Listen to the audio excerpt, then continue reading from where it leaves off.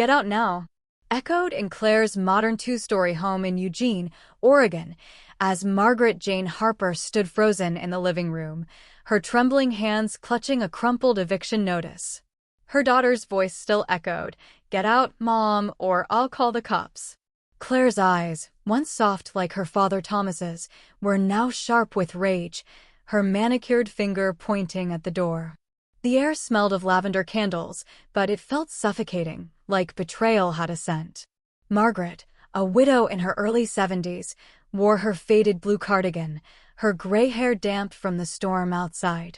She'd lived here for 3 months, baking sourdough, tending herbs, trying to belong. But Claire's words sliced deeper than the rain. Why had it come to this? Margaret's heart pounded as she recalled the forged papers Claire had hidden, papers that tried to steal the house Margaret still owned. She stepped toward the door, her boots squeaking on the hardwood, then paused. A memory of Thomas's laugh flickered. No, she wouldn't crumble. She'd fight. But how? The phone in her pocket buzzed. Henry Larson, her late husband's lawyer friend. Could he help? The rain roared louder, daring her to decide. Before we begin to unveil Margaret's ordeal, drop a comment below with your country and what time it is right now where you're watching. Whether it's sunrise in Nairobi, midnight in New York, afternoon in Canada, or evening in France, I want to know. Don't just sit back, tell me where in the world you are. Now, let's dive into the story. Margaret's mind spun back to the moment she'd found the papers. Tucked in Claire's desk drawer, they bore Margaret's signature, forged in sharp, unfamiliar ink. The loan was for $200,000, tied to the Craftsman bungalow she and Thomas had bought in 1988, the one she'd never signed over. Claire had planned to cash out, leaving Margaret with nothing. The betrayal stung like a slap, but the scream, "Get out," hurt worse. Margaret had moved here after Thomas's death, seeking family, only to find Claire's coldness. She'd cleaned, cooked, planted mint in the backyard, hoping to mend their bond. But Claire's eyes grew harder each day, her voice clipped, treating Margaret like a tenant. Now, standing in the rain-soaked doorway, Margaret felt the weight of her solitude. The house, all glass and sharp angles, loomed behind her, a stranger's home. She tightened her grip on the eviction notice, her resolve hardening. Henry's call meant a chance, a plan. She'd sell the bungalow, her last tie to Thomas, and take back her life. But could she face Claire again? The wind howled, and Margaret stepped into the storm, her heart racing with purpose. The street outside Claire's home glistened under streetlights, the rain turning asphalt into a mirror of Margaret's fractured world. She pulled her cardigan tighter, the wool heavy with water, and walked toward the bus stop. Her mind replayed Claire's outburst, the way her daughter's face twisted, the venom in her voice. Margaret had raised Claire alone after Thomas's heart attack in 2009, pouring love into her only child. How had it soured? The bungalow, with its creaky porch and rose-stained windows, was their family's anchor. Claire knew its worth, not just money, but memories. Yet she'd forged those papers, gambling Margaret's legacy for a quick payout. The betrayal clawed at her chest, but Margaret's steps quickened. Henry Larson's office was 20 minutes away by bus. He'd know what to do. A car horn blared, snapping her back. The rain blurred her glasses, but she saw the bus approaching, its headlights cutting through the dark. She boarded, the driver nodding kindly. As the bus rumbled toward downtown Eugene, Margaret's fingers traced the eviction notice. Selling the house would mean evicting Claire. Could she do it? The bus lurched through Eugene's quiet streets, passing coffee shops and neon signs. Margaret stared out the window, her reflection ghostly against the glass. She remembered moving into Claire's home, hopeful, her suitcase packed with photo albums and Thomas's old flannel. Claire had welcomed her at first, but the warmth faded fast. Margaret's baking was too messy, her herb garden a hassle. Claire's husband, Greg, stayed silent, avoiding the tension. Margaret had tried to belong, but Claire's rules, don't touch the thermostat, don't rearrange the kitchen, made her feel like a ghost in her own daughter's life. The forged papers were the final blow. Margaret had found them while dusting Claire's office, her heart sinking at the sight of her own name, scrawled in a stranger's hand. Now, as the bus neared Henry's office, Margaret's resolve grew. She'd sell the bungalow, not just for justice, but to reclaim herself. The bus stopped, and she stepped off, the rain lighter now. Henry's office glowed ahead. What would he say? Could he stop Claire's scheme before it was too late? Henry Larson's office smelled of old books and coffee. He was a wiry man in his 60s, with kind eyes and a handshake like Thomas's, firm, warm. Margaret sat across from him, the eviction notice on his desk. "Claire forged my signature," she said, her voice steady despite the ache in her chest. Henry's brow furrowed as he studied the papers she'd brought, copies she'd found in Claire's desk. "This is serious, Margaret," he said, adjusting his glasses. "But you still own the bungalow. We can stop this." He suggested selling it fast, before Claire could push the loan through. Margaret nodded, her heart heavy but sure. Selling meant evicting Claire, who lived there part-time. It felt like cutting a thread to her daughter, but what choice did she have? Henry promised to call Emily Chin, a realtor he trusted. As Margaret left, the rain had stopped, and stars peeked through the clouds. She felt lighter, like the sky. But as she walked to the bus, a text from Claire lit up her phone. "We need to talk." What now? 6 years earlier, in 2009, Margaret stood alone in the Craftsman bungalow, the air thick with grief. Thomas had died 2 weeks ago, his heart giving out during a quiet Sunday walk. The bungalow, with its oak floors and rose-stained windows, felt hollow without his laugh. Margaret, then 65, wandered the rooms, touching his toolbox, his favorite mug. Claire, 32 and newly married to Greg, had promised to visit often, but her calls grew rare. Margaret tended the herb garden, her hands in the soil, trying to fill the silence. She baked bread, the scent of yeast a small comfort. But the loneliness crept in, heavy as the Oregon fog. By 2015, when Claire invited her to move in, Margaret clung to the hope of family. She packed her life, photo albums, Thomas's flannel, her mint seedlings, and left the bungalow behind, renting it out to a young couple. The move felt like a new chapter. But Claire's modern home, all sharp edges and cold glass, wasn't home. Margaret's heart ached for the bungalow's warmth. Had she made a mistake? Margaret's first weeks in Claire's home were tentative, like walking on thin ice. She woke early, baking muffins, hoping the buttery scent would soften Claire's edges. Claire, always rushing to her marketing job, barely noticed. Greg, a quiet accountant, offered polite smiles, but little else. Margaret tried to fit in, scrubbing counters, planting mint in the backyard. But Claire's rules piled up. No loud mixers, no rearranging spices. Margaret felt like a guest, not a mother. One night, she overheard Claire on the phone, complaining, "She's always in the way." The words cut deep, but Margaret stayed silent, tending her herbs, praying time would heal the rift. She remembered Claire as a girl, giggling over Thomas's bad jokes. Where was that girl now? The bungalow, still in Margaret's name, was her anchor. She'd kept it, renting it out, unable to let go of its memories. But Claire's coldness grew, and Margaret sensed something darker, whispers of money troubles, late-night arguments with Greg. Was Claire hiding something? The seeds of doubt took root, quiet but sharp. The bungalow was Margaret's last tie to Thomas. She'd visit it sometimes, driving 20 minutes from Claire's to check on the tenants. The craftsman's porch creaked under her steps, the rose windows glowing in the dusk. She'd sit in the garden, mint and rosemary brushing her fingers, and feel Thomas there. The tenants, a kind couple, kept it tidy, but Margaret longed to live there again. Back at Claire's, the tension thickened. One day, while dusting Claire's office, Margaret found a locked drawer. Curiosity won. She jimmied it open with a paperclip. Inside were the forged papers, her signature scrawled in unfamiliar ink. Her heart raced. Claire was trying to take the bungalow, her last piece of Thomas. Why? Margaret photocopied the papers, her hands shaking, and hid them in her suitcase. She didn't confront Claire, not yet. Instead, she called Henry Larson, her voice barely steady. "I need your help," she said. The line crackled. What was Claire planning? And how could Margaret stop her without losing her daughter forever? Back in Claire's kitchen, Margaret baked to calm her nerves. The oven's warmth contrasted with the house's chill. She kneaded dough, her hands steady despite the storm in her chest. Claire came home, her heels clicking, her eyes avoiding Margaret's. "Smells good," she muttered, grabbing a water bottle and leaving. Margaret watched her go, the forged papers burning in her mind. She wanted to scream, to demand answers, but fear held her back.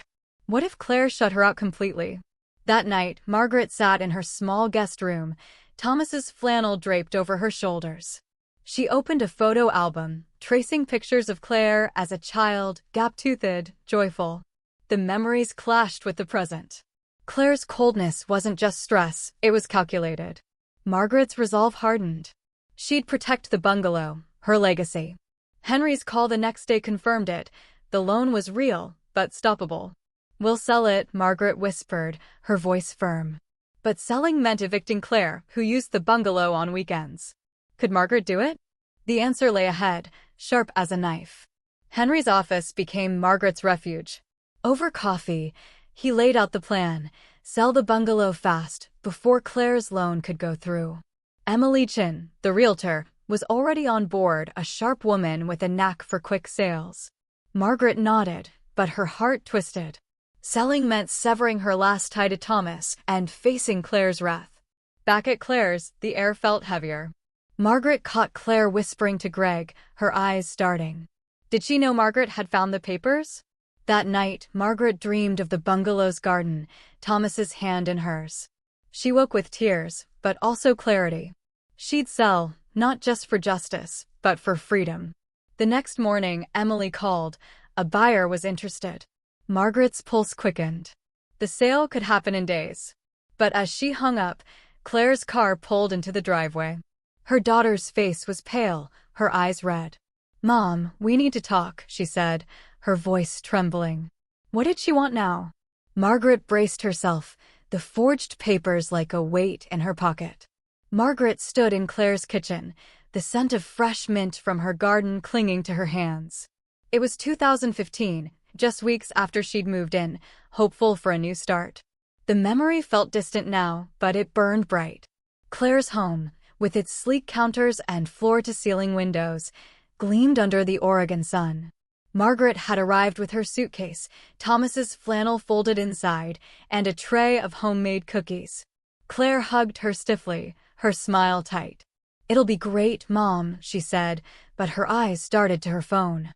Greg, unloading Margaret's bags, mumbled a welcome. The house felt like a showroom, not a home, nothing like the bungalow's warm oak and creaky charm. Margaret tried to settle in, hanging her cardigan on a hook, placing mint seedlings on the patio. But Claire's rules came fast: no baking after 8 p.m., no touching the decor. Margaret nodded, swallowing her hurt. She wanted to belong, to rebuild the bond she'd lost with Claire. But as days passed, she felt like a shadow, unseen, unwanted. Was this her fault? Or was Claire hiding something deeper? The first cracks appeared at dinner. Margaret had cooked roast chicken, rosemary from her garden. Claire picked at her plate, her phone buzzing. "Work's crazy," she said, barely looking up. Greg ate silently, his eyes on his fork. Margaret tried to spark conversation, mentioning the bungalow's old rose windows. Claire's fork clattered. "Can we not talk about that house?" she snapped. Margaret froze, her heart sinking. The bungalow was her refuge, her tie to Thomas. Why did Claire hate it? Later, washing dishes, Margaret overheard Claire on the phone. "She's here now, but it's temporary." Temporary? The word stung. Margaret had left her life behind for this. She dried her hands, the dishcloth trembling. That night, she sat in her guest room, Thomas's flannel on her lap. Photos of Claire as a child smiled up at her. Where was that girl? Outside, the wind rattled the modern windows, cold and sharp. Margaret's resolve flickered. She'd make this work. But a quiet doubt grew. What was Claire not saying? Days turned into weeks, and Margaret tried harder. She baked bread, the kitchen filling with warmth, hoping Claire would soften. She tended her herb garden, the mint thriving despite the sterile patio. But Claire's coldness deepened. One morning, Margaret rearranged the spice rack, innocent, she thought. Claire stormed in, her voice icy. "I told you, don't touch my stuff." Margaret apologized, her cheeks burning, but Claire's eyes held no warmth. Greg, passing by, avoided the scene. Margaret felt smaller each day, her presence a burden. She started noticing things: Claire's late-night calls, hushed arguments with Greg about money. Was Claire in trouble? Margaret wanted to ask, but fear of another outburst stopped her. Instead, she kept busy, cleaning, gardening, trying to earn her place. But the house felt like a cage, its glass walls closing in. One day, she drove to the bungalow, just to breathe. The tenants waved, the roses bloomed. She sat on the porch, tears falling. Could she go back? Or was Claire her only path? The turning point came quietly. Margaret was dusting Claire's office, a room she was rarely allowed in. A locked drawer caught her eye. Why locked? Curiosity won. She pried it open with a paperclip, her heart pounding. Inside were papers, her name scrawled in unfamiliar ink. A loan application, tied to the bungalow, for $200,000. Margaret's breath caught. Claire had forged her signature, planning to cash out her legacy. The betrayal hit like a punch. Margaret photocopied the papers, her hands shaking, and hid them in her room. She didn't confront Claire, not yet. Instead, she called Henry Larson, Thomas's old colleague. "I need help," she whispered, her voice cracking. Henry's calm tone steadied her. "Bring everything tomorrow." That night, Margaret lay awake, Thomas's flannel clutched tight. The bungalow was her heart, her history. Claire wanted to steal it. Why? Greed? Desperation? Margaret's tears dried, replaced by resolve. She'd protect her home, even if it meant losing Claire. But how far would this go? Claire's behavior grew stranger. She'd come home late, her eyes red, her voice sharp. Margaret caught her staring at the herb garden, muttering about wasted space. One evening, Margaret tried to talk, offering tea. "Claire, are you okay? You seem stressed." Claire's laugh was brittle. "I'm fine, Mom. Just stay out of my business." The words cut, but Margaret saw fear in Claire's eyes. Was it the loan? Guilt? That night, Margaret overheard Claire and Greg arguing. "We need the money, Greg." "She'll never know." Margaret's heart raced. They were talking about her, the bungalow. She clutched the photocopied papers, her decision clear. She'd meet Henry tomorrow, start the sale. But as she packed her bag, Claire knocked on her door. "Mom, I'm sorry," she said, her voice soft for the first time. Margaret's heart wavered. Was Claire genuine? Or was this another game? The papers burned in her hands, and the bungalow's roses flashed in her mind. What would she choose, family or justice? Margaret sat in Henry Larson's office, the forged papers spread across his desk like a confession. The room smelled of old leather and coffee, grounding her as her heart raced. Henry's glasses glinted as he read, his face grim. "This is fraud, Margaret," he said. "Claire's trying to leverage the bungalow without your consent." Margaret nodded, her throat tight. She'd known Claire was struggling, whispers of debt, tense calls with Greg, but this? It was betrayal, sharp and cold. Henry leaned back, his voice steady. "You own the bungalow outright. We can block the loan and sell it before she acts. Emily Chen's ready to move fast." Margaret's fingers traced Thomas's old watch in her pocket, its ticking a faint echo of his heartbeat. Selling meant evicting Claire, who used the bungalow on weekends. It felt like severing her daughter for good. But the forged signature glared up at her, a lie in black ink. Outside, Eugene's streets buzzed, unaware of her crumbling world. Could she do this? Henry's phone rang. Emily. A buyer was ready. Time was running out. Back at Claire's, the house felt like a trap. Margaret moved quietly, avoiding Claire's sharp gaze. She baked bread, the rhythm of kneading calming her nerves, but her mind churned. Why had Claire done this? Money troubles, sure, but forging her own mother's name? Margaret remembered Claire's childhood, her giggles, her love for Thomas's stories. That girl was gone, replaced by someone Margaret barely knew. She glanced at Claire, scrolling her phone, her face tense. Margaret wanted to confront her, to demand answers, but fear stopped her. What if Claire lashed out again?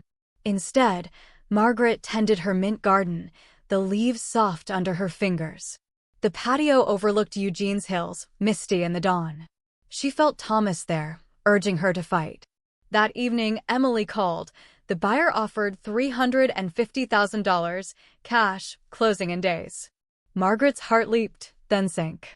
Selling meant freedom, but also loss. Claire's car pulled in, her heels clicking. "Mom, we need to talk," she said, her voice shaky. Margaret's pulse quickened. Did Claire know about the sale? Or was this about the loan?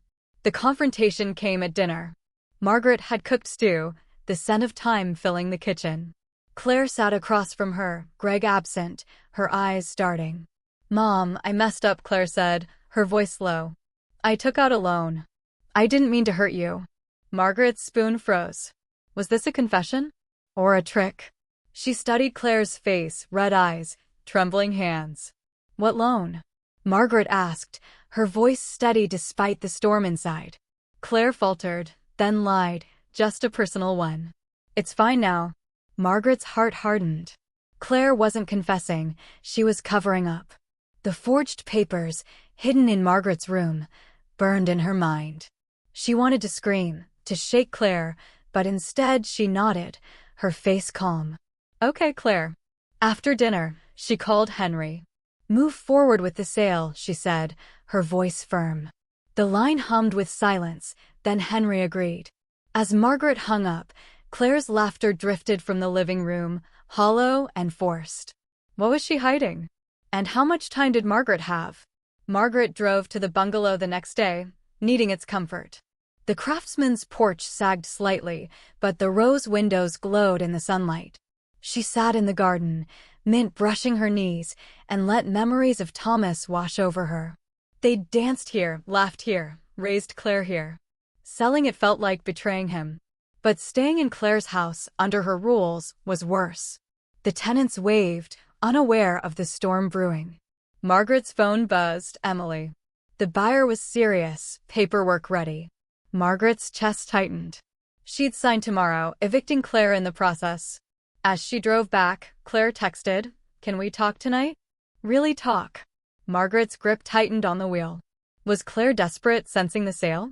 Or was this another lie? The road blurred, Eugene's pines flashing by. Margaret felt the weight of her choice, freedom or family. That night, Claire waited in the kitchen, her eyes soft but guarded. "Mom, I need your help," she said. Margaret's heart wavered, but the forged papers loomed. What did Claire want now? And could Margaret trust her? The kitchen was dim, only a single bulb flickering above. Claire's hands twisted a napkin, her voice barely a whisper. "I'm in debt, Mom. Bad debt. I thought the bungalow could fix it." Margaret's breath caught. So it was true, greed, desperation. But Claire's eyes held something else, shame. "I didn't mean to hurt you," Claire said, tears falling. Margaret wanted to believe her, to hug her like when she was small. But the forged signature flashed in her mind, a cold reminder. "You lied, Claire," Margaret said, her voice low but sharp. Claire flinched, then nodded. "I know. I'm sorry." The apology felt real, but too late. Margaret stood, her chair scraping the floor. "I'm selling the bungalow," she said, the words heavy. Claire's face crumpled. "Mom, no, please." But Margaret walked away, her heart breaking. She'd sign the papers tomorrow. As she reached her room, Claire's sob echoed behind her. Was there still a chance to save their bond? Or had Claire's betrayal cut too deep? The night stretched on, sleepless and heavy. Morning broke over Eugene, the sky a bruised gray. Margaret stood in her guest room, packing her suitcase, Thomas's flannel, her photo albums, the mint seedlings she'd potted. Today, she'd sign the sale papers with Emily Chin, ending Claire's claim to the bungalow. The forged loan documents, still hidden in her bag, felt like a stone in her chest. Last night's confrontation replayed, Claire's tears, her plea for help. Margaret had wanted to forgive, but the lie, her own daughter forging her name, stung too deep. She zipped her bag, her hands steady but her heart racing.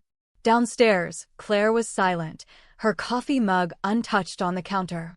The house felt colder, its glass walls reflecting Margaret's resolve. She glanced at her mint garden outside, the leaves trembling in the wind. It was time to go. Henry had texted. Emily was ready at the bungalow. As Margaret grabbed her coat, Claire appeared, her face pale. "Mom, don't do this," she whispered. Margaret's throat tightened. Could she walk away from her daughter? The clock ticked, urging her forward. The drive to the bungalow was quiet, Eugene Street slick with last night's rain. Margaret's mind churned, Claire's confession, her desperation. That explained her actions, but not the betrayal. The bungalow came into view, its rose windows glowing like embers. Emily waited on the porch, her smile warm but professional. "The buyer's eager," she said, handing Margaret the paperwork. The numbers blurred. $350,000, a clean sale. Margaret's pen hovered. Signing meant evicting Claire, who still used the house on weekends. It meant freedom, but also a final break. She thought of Thomas, his hand in hers on this very porch. Would he want this? Emily's phone buzzed, a text from Henry. The loan company had called, asking about Margaret's signature. Claire's scheme was unraveling. Margaret's grip tightened on the pen. She signed, her hand steady but her heart heavy. Emily nodded, promising to handle the eviction notice. As Margaret stepped off the porch, Claire's car screeched into the driveway. Her daughter's eyes were wild. "Mom, stop," she cried. "What now?" Claire stumbled out of the car, her hair messy, her voice raw. "You can't sell it. It's all I have." Margaret froze, the signed papers in her bag like a guilty secret. Claire's desperation was real, but so was her deceit. "You forged my name, Claire," Margaret said, her voice low, cutting through the morning air. Claire's face crumpled, tears streaming. "I was scared, Mom. The debt, it's crushing us." Margaret's heart twisted, but the memory of Claire's scream, "Get out or I'll call the cops," hardened her. "You made your choice," Margaret said, turning away. Claire grabbed her arm, her grip tight. "Please, I'll fix it. Don't take the house." Margaret pulled free, her eyes stinging. She walked to her car, Emily watching silently. The bungalow's roses seemed to wilt as she drove away, Claire's sobs fading in the rearview. Margaret's phone buzzed, Henry, confirming the sale was final. Freedom was hers, but at what cost? Could she live with this fracture? Back at Claire's house, Margaret packed the last of her things. The mint seedlings sat on the windowsill, a small rebellion against the sterile space. She'd move to a Portland condo tomorrow, a high-rise with city views, a new start. But the weight of Claire's betrayal lingered. Margaret sat on the guest bed, Thomas's flannel in her lap, and let tears fall. She'd raised Claire with love, bandaged her knees, cheered her dreams. How had it come to this? A knock broke her thoughts. Claire, her eyes red, holding a letter. "Read this, Mom," she said, her voice breaking. Margaret took it, her hands trembling. Was this another plea? Or something worse? She unfolded the paper, Claire's handwriting shaky but clear. "I'm sorry," it began. Margaret's breath caught. The letter detailed Claire's debt $80,000 from bad investments, Greg's layoffs. She'd forged the papers in panic, hoping to save her marriage. Margaret's heart wavered, but the sale was done. Could she forgive? Or was silence her only answer? The letter shook in Margaret's hands, Claire's words a mix of confession and regret. "I didn't know how to tell you," Claire had written. "I thought the bungalow could save us." Margaret's eyes stung, but anger simmered beneath her grief. Claire had chosen lies over trust. Margaret tucked the letter into her bag, next to the forged papers. She'd keep it, but not respond, not yet. Downstairs, Claire waited, her face hopeful but fragile. Margaret walked past, her suitcase rolling behind her. "I'm leaving tomorrow," she said, her voice steady. Claire's sob broke the silence, but Margaret didn't turn back. The mint garden glowed in the dusk, reminder of what she'd built, what she'd lost. She'd go to Portland, start over, but Claire's letter burned in her mind. Was there a way back? As Margaret closed her door, the eviction notice for Claire sat on the counter, signed and final. Tomorrow, she'd leave this house, this pain. But what would she carry with her, forgiveness or silence? Margaret stood in the Portland realtor's office, the city's skyline sharp through the window. The condo papers were spread before her, a new chapter in black and white. Emily Chin had called earlier. The bungalow sale was complete, the buyers cash wired, Claire's eviction notice served. Margaret's heart raced. Freedom was hers, but it tasted bittersweet. The condo, a cozy high-rise unit with a balcony for her mint, felt like a victory and a wound. She signed the papers, her hand steady, imagining Thomas's nod. Outside, Portland buzzed, its bridges glinting in the morning sun. Margaret's phone was silent, no word from Claire since the letter. The memory of her daughter's tears, her confession of debt, tugged at Margaret's resolve. But the forged signature, the scream to get out, loomed larger. She'd chosen herself, her dignity. The realtor handed her the keys, her smile warm. "Welcome home, Margaret." As she left, the city air felt crisp, full of promise. But a text buzzed, "Claire, I'm at the bungalow. Please come." Margaret's breath caught. Was this a trap or a chance? The drive to Eugene was a blur, the highway lined with pines swaying in the wind. Margaret's mind churned, Claire's letter, her desperation, the eviction. The bungalow came into view, its rose windows dull under a cloudy sky. Claire stood on the porch, her arms crossed, her face pale. The tenants were gone, the house empty, ready for the new owner. Margaret parked, her heart pounding. "Why are you here?" she asked, stepping out. Claire's eyes were red, her voice soft. "I needed to see it one last time." Margaret's chest tightened. She remembered Claire running through this garden, a child full of light. Now, that girl seemed lost.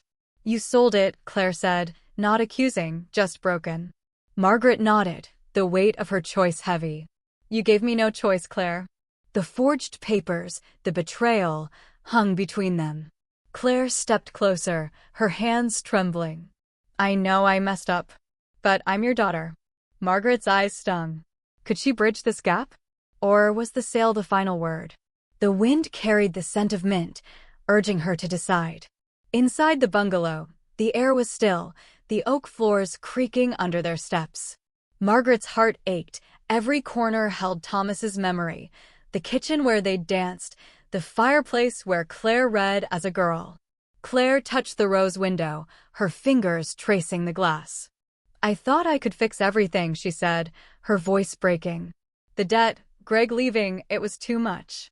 Margaret's breath caught. Greg had left? Claire hadn't mentioned that. The pieces clicked. Claire's desperation, the forged papers, her coldness. It wasn't just greed, it was fear, shame.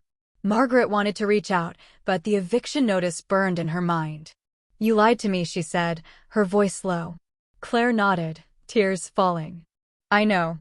I'll spend my life making it right." Margaret's resolve wavered. She saw Thomas in Claire's eyes, the same stubborn spark. Could she forgive even now? The empty house felt like a judge, waiting for her verdict. Outside, the new owner's car pulled up. Time was up. What would Margaret choose? Margaret led Claire to the garden, the mint thriving despite the chaos.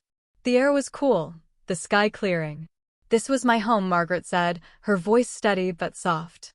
"You tried to take it." Claire's sob broke the quiet, her hands covering her face. "I was drowning, Mom. I didn't know how to ask for help." Margaret's heart twisted. She saw her daughter, not the liar, but the girl lost in pain. The new owner, a young woman with kind eyes, approached, keys in hand. Margaret nodded to her, then turned to Claire. "The house is gone. But we're still here." The words surprised even Margaret. Was there a path forward? Claire's eyes widened, hopeful but cautious. "Can you forgive me?" she asked. Margaret didn't answer, not yet. She handed Claire a mint sprig, its scent sharp. "Start small," she said. The new owner waited, patient. Margaret walked to her car, Claire following. The bungalow faded in the rear view, but Claire's hand brushed hers. Was this a beginning or an end? Back in Portland, Margaret unpacked in her condo, the city lights sparkling below. The mint seedlings sat on her balcony, a promise of new roots. Claire's letter lay on the table, next to Thomas's flannel.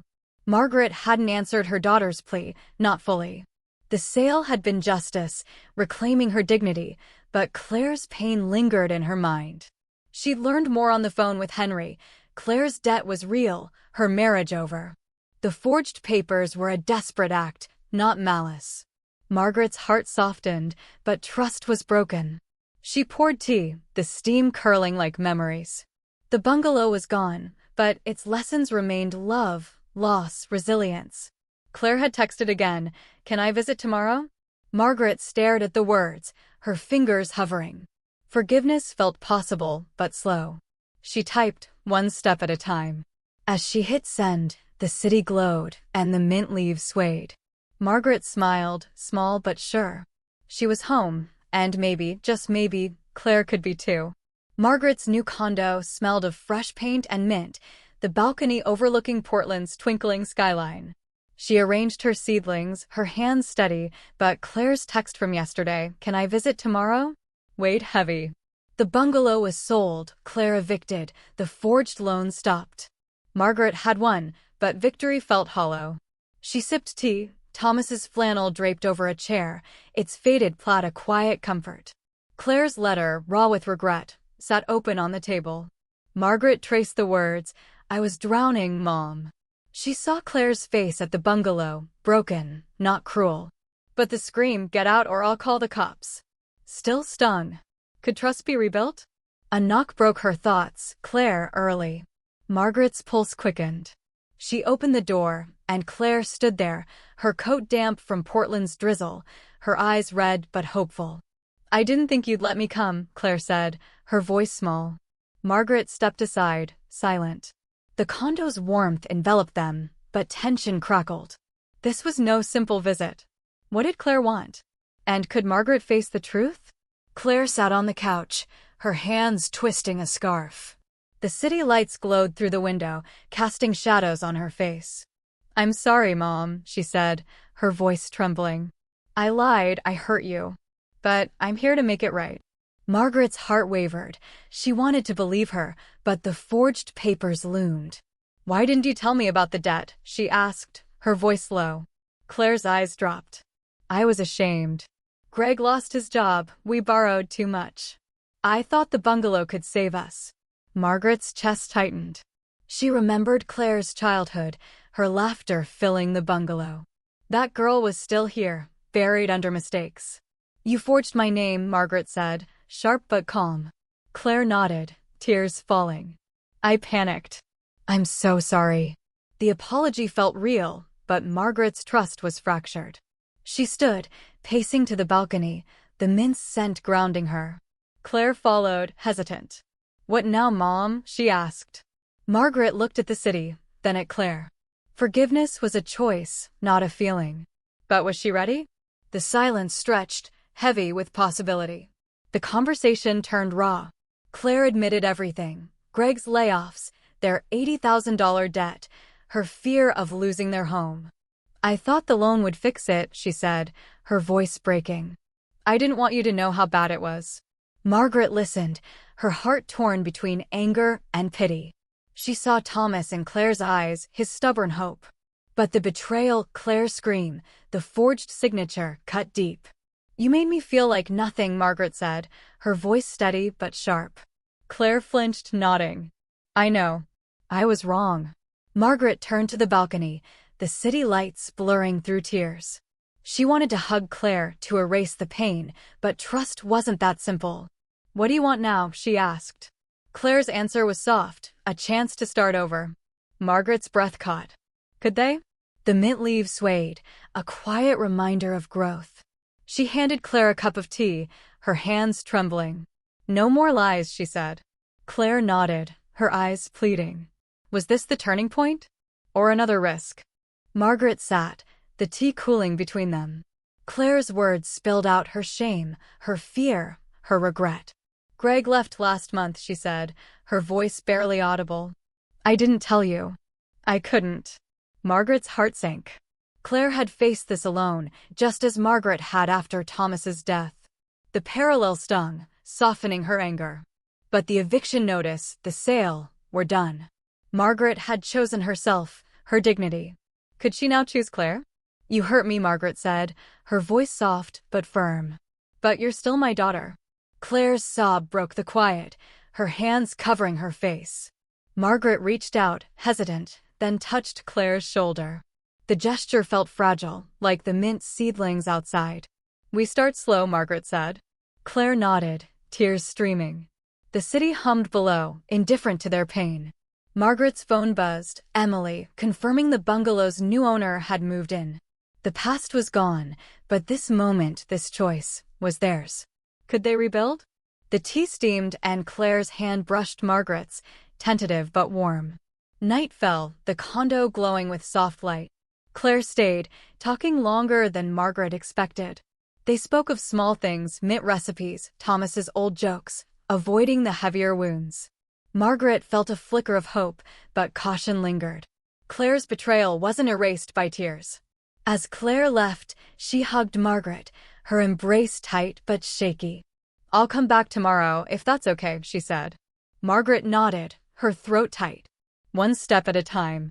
Alone, Margaret stood on the balcony, the mint leaves silver in the moonlight.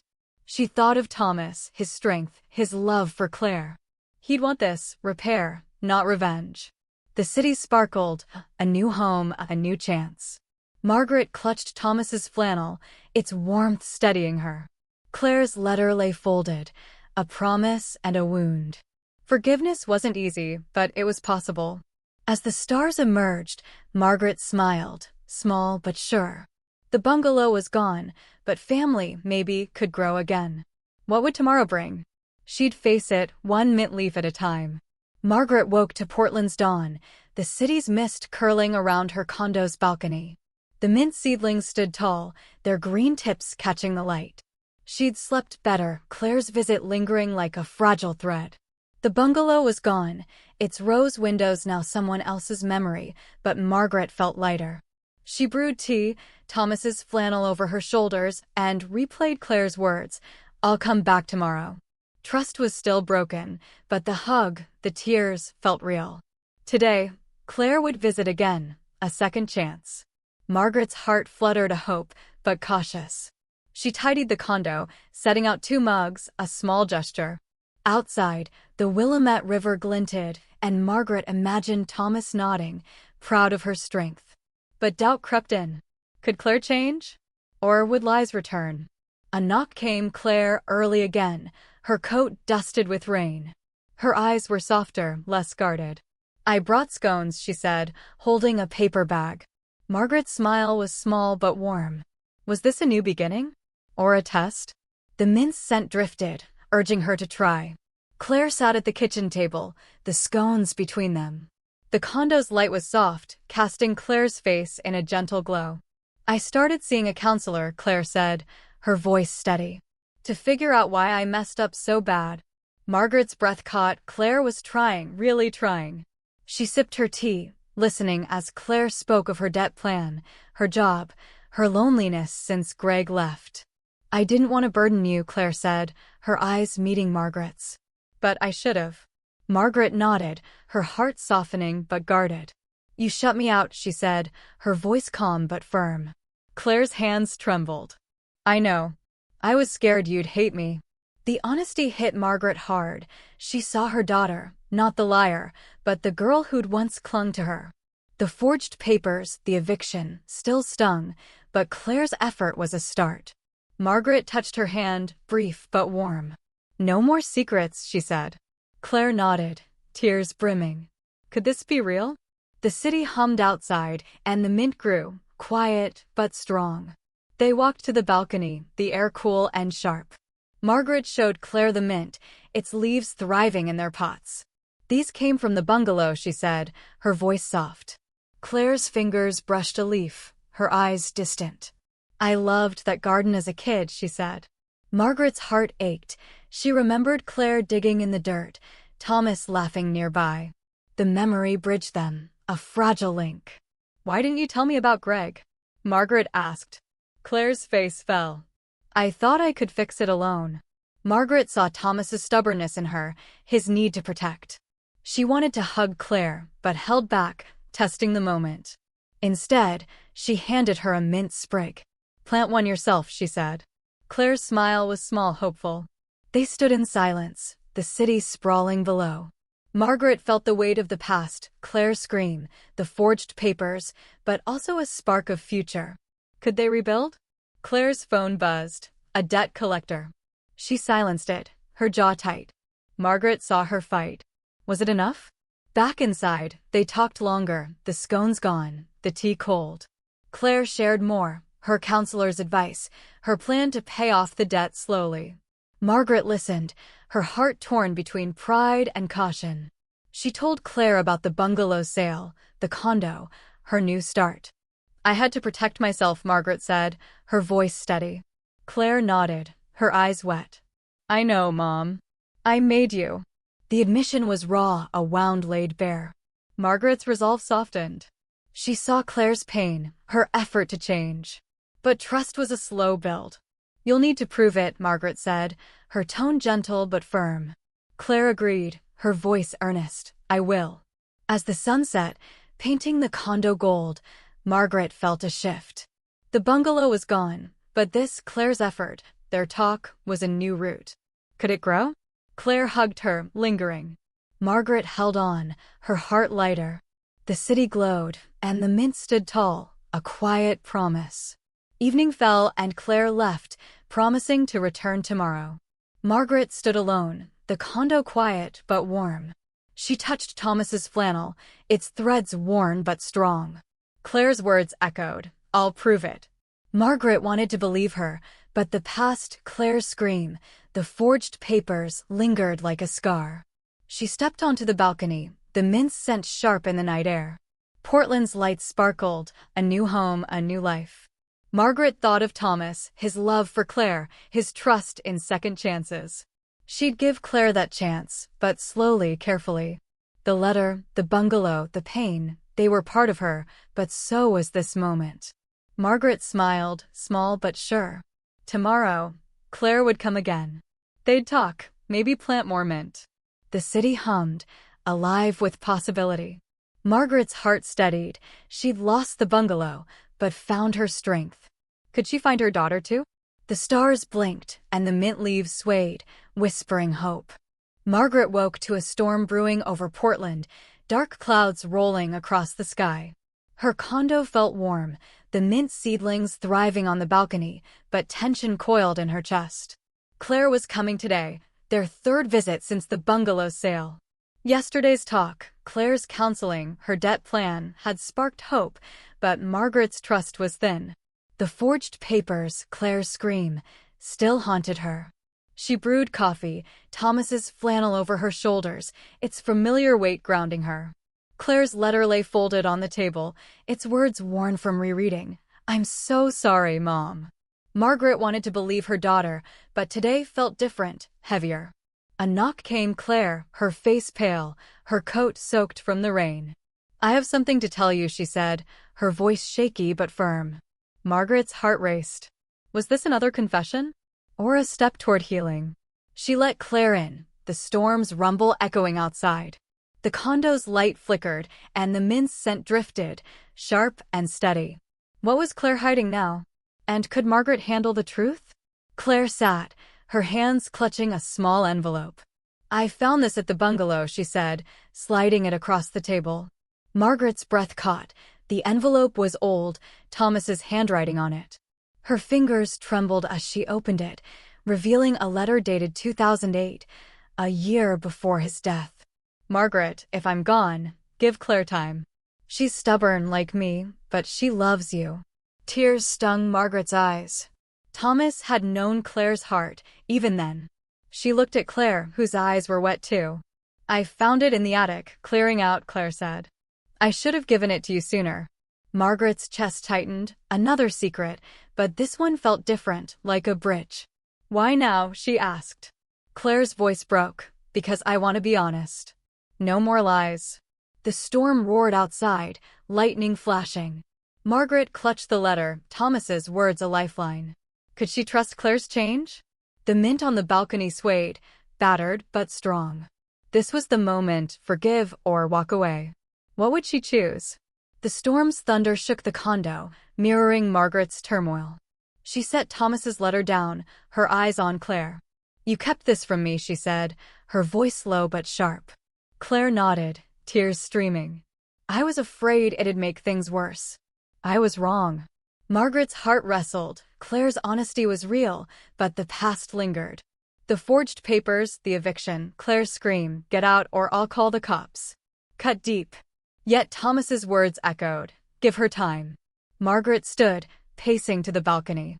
The rain lashed the mint, but it held firm, like her resolve. You hurt me, Claire, she said, turning. But I see you trying. Claire's sob broke the silence. I'll keep trying, Mom. I swear. Margaret's eyes stung. She saw Thomas in Claire's face, his hope, his flaws. Forgiveness wasn't easy, but it was possible. She stepped closer, her hand hovering, then touched Claire's shoulder. No more secrets, she said. Claire nodded, her eyes pleading. The storm raged, but the condo felt warmer, the mint a quiet anchor. They talked through the storm, Claire sharing more, her counseling sessions, her plan to settle the debt, her fear of losing Margaret. I thought you'd never forgive me, she said, her voice raw. Margaret listened, her heart softening but cautious. She told Claire about the condo, her new life, the mint garden. I sold the bungalow to save myself, she said. Claire's eyes dropped. I know. I pushed you to it. The admission was heavy, a truth laid bare. Margaret handed Claire a mint sprig, its scent sharp. This is us now, small, but growing. Claire's smile was tentative, hopeful. The storm eased, rain softening to a drizzle. Margaret felt Thomas's presence, his letter a guide. She could forgive, slowly, if Claire proved herself. Come back tomorrow, Margaret said. Claire hugged her, tight and real. As she left, the city glowed, the mint stood tall. Was this enough? Margaret's heart steadied, she'd chosen hope, but trust would take time. The storm cleared, leaving Portland's skyline sharp and bright. Margaret stood on her balcony, Thomas's letter in her hand, the mint leaves gleaming. Claire's visit had shifted something, her honesty, her effort, felt like a seed planted. But the pain, Claire's betrayal, the loss of the bungalow remained. Margaret thought of Thomas, his faith in Claire, his love for them both. She'd give Claire time, but not blindly. The condo was her home now, the mint her anchor. Claire's promise, I'll keep trying, echoed, fragile but real. Margaret folded the letter, tucking it beside Claire's. Tomorrow, they'd talk again, maybe plant more mint. The city hummed, alive with second chances. Margaret's smile was small but sure. She'd lost the bungalow, but gained herself. Could she gain Claire too? The mint swayed and the stars blinked, whispering possibility. Tomorrow would test them both, but Margaret was ready, her heart, her roots, stronger than ever. Margaret stood in her Portland condo, the morning sun spilling across the balcony where her mint thrived. A week had passed since Claire's last visit, each one building fragile trust. Today, Claire was coming to help plant a new herb garden, rosemary, like the bungalows. Margaret's heart was lighter, but scars remained. Claire's scream, the forged papers, the eviction. Thomas's letter, found in the bungalow's attic, lay on the table, its words a steady guide. Give her time. Margaret had, and Claire was trying counseling, debt payments, honesty. The condo felt like home now, its walls warm with new memories. She set out 2 mugs, the scent of coffee mingling with mint. A knock came. Claire, her smile tentative but bright, holding a potted rosemary plant. For us, she said, her voice soft. Margaret's eyes stung. This was no grand gesture, but it was real. Could they rebuild? The city sparkled outside, the mint leaves danced. Margaret nodded, letting Claire in. Today, they'd plant together, a small step toward healing. What would it grow into? They worked on the balcony, the sun warming their hands as they potted the rosemary. Claire's fingers moved carefully, her eyes focused. I'm paying off the debt, Mom, she said, dirt smudging her cheek. It's slow, but I'm doing it. Margaret nodded, her heart swelling. Claire's effort was tangible, not just words. She thought of the bungalow, its rose windows now someone else's, and felt peace, not loss. "You're doing good," Margaret said, her voice soft but firm. Claire's smile was shy, like the girl she'd been. They talked, the conversation easy recipes, memories of Thomas, small hopes. Margaret shared her own plans, joining a gardening club, maybe traveling. The mint and rosemary stood side by side, their scents blending. Claire's phone stayed silent. No debt collectors today. Margaret saw strength in her daughter, tempered by mistakes. "I'm proud of you," she said, the words surprising them both. Claire's eyes welled, and she hugged Margaret, tight and warm. Was this enough? The city hummed, and the herbs grew, whispering yes. Inside, they sipped coffee, the condo glowing with afternoon light. Claire opened up more, her counselor's advice, her new job, her plan to move closer to Portland. "I want to be near you," she said, her voice earnest. Margaret's heart wavered. She saw Thomas's eyes in Claire's, his stubborn hope. The pain of Claire's betrayal lingered, but it was fading, replaced by these moments. "No more lies," Margaret said, her tone gentle but clear. Claire nodded, her hand brushing Margaret's. "Never again." The promise felt real, backed by action. Margaret thought of the bungalow sale, her choice to reclaim herself. It had led here, to this table, this trust. She handed Claire a photo album, open to a picture of them with Thomas, laughing in the bungalow's garden. "We keep this," Margaret said. Claire's tears fell, but her smile was steady. The past was gone, but they had now. Could it last? The mint outside swayed, and Portland's skyline gleamed, a quiet answer. Evening fell, and Claire stayed for dinner, Margaret's roast chicken, rosemary from their new plant. They laughed, the sound light, like the bungalow's old days. Margaret felt Thomas's presence, his flannel draped over a chair. Claire's effort, her visits, her honesty, had built something new. "I'll come back tomorrow," Claire said, clearing plates. Margaret nodded, her smile warm. "Bring more herbs." Claire laughed, the sound healing. As she left, Margaret stood on the balcony, the city lights twinkling like stars. The mint and rosemary stood tall, roots deep in their pots. She'd lost the bungalow, but gained herself and maybe Claire too. Forgiveness had been slow, but it was real. Thomas's letter, Claire's promise, the herbs, they were her anchors now. The pain of Claire's scream, the forged papers, was fading, replaced by hope. Margaret breathed deep, the mint's scent sharp and alive. She was home, and Claire was trying. That was enough for now. Night settled over Portland, the condo quiet but full. Margaret sat with Thomas's flannel, her fingers tracing its threads. Claire's rosemary sat beside the mint, a symbol of their work today. The bungalow was gone, its rose windows a memory, but Margaret felt whole. Claire's betrayal had broken them, but her effort was mending the cracks. Thomas's words, "Give her time," had guided her, and she had. Claire's visits, her honesty, her fight against debt, they were proof of change. Margaret looked at the city, its lights a promise of tomorrow. She'd keep Claire close, but on her terms, with trust earned slowly. The herb garden would grow, like their bond, small but strong. Margaret smiled, her heart steady. She'd reclaimed her life, her dignity, and now, maybe, her daughter. The mint leaves swayed, the city glowed, and Margaret knew she was home, and Claire was welcome, one step at a time. The story was hers, and it ended with hope.